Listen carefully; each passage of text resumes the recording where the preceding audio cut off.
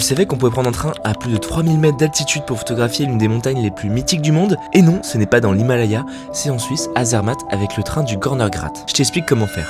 Première étape, rejoindre Zermatt, un village unique en Suisse. Ici, les voitures sont interdites, résultat, le silence est presque total. Depuis la gare, tu montes dans le train du Gornergrat, et là commence une ascension incroyable. Comptez environ 30 minutes de montée, le train grimpe lentement dans la montagne et traverse plusieurs stations avec des points de vue de plus en plus spectaculaires. Dernier arrêt, 3100 mètres d'altitude. Et ouais, à cette hauteur, tu peux accéder au Stellarium, un centre scientifique et planétarium installé en face du glacier. Et surtout, tu te retrouves face à un paysage presque irréel. À cette altitude, il n'y a plus de voitures, plus de bruit de ville, juste un grondement sourd au loin. Ce n'est pas l'homme, non, c'est le glacier et le torrent d'eau qui descend la montagne. Ensuite, on redescend d'une station en train. Petite info importante, les horaires changent selon la saison. Parfois, il y a un train toutes les 30 minutes, parfois toutes les heures. Donc vérifie bien les horaires, sinon tu risques de dormir là-haut. Nous descendons au lac du Riffelsee et là, la vue est absolument incroyable. Le lac reflète parfaitement le mont Cervin, enfin presque. Pour ma part, c'était un peu nuageux. Tu sais, cette montagne iconique qui a inspiré le logo du Toblerone. Au coucher du soleil, la lumière devient magique, le Cervin se teinte d'orange et le paysage devient presque irréel.